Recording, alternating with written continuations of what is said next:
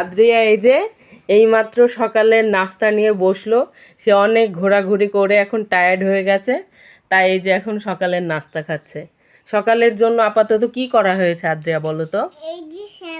আচ্ছা আমি বলে দিচ্ছি, ওকে।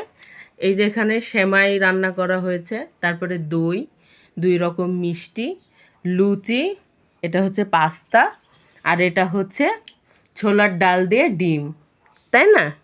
আপাতত এগুলো করা হয়েছে সকালের জন্য। আদ্রিয়া এখন খাবে। সুন্দর করে সাজিয়ে নিয়ে বসেছে আদ্রিয়া।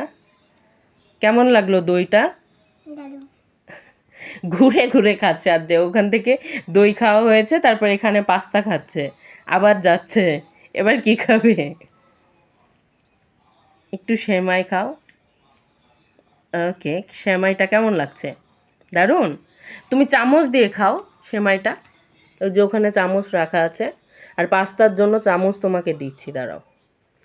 আচ্ছা আদ্রিয়া, তাহলে তুমি খাও, ঠিক আছে? তোমাকে আর ডিস্টার্ব করবো না, তুমি অনেক টায়ার্ড হয়ে গেছো। তোমার সাথে আবার পরে কথা হচ্ছে, ওকে? ঈদ মোবারক বলে দাও আবার সবাইকে। ঈদ মোবারক।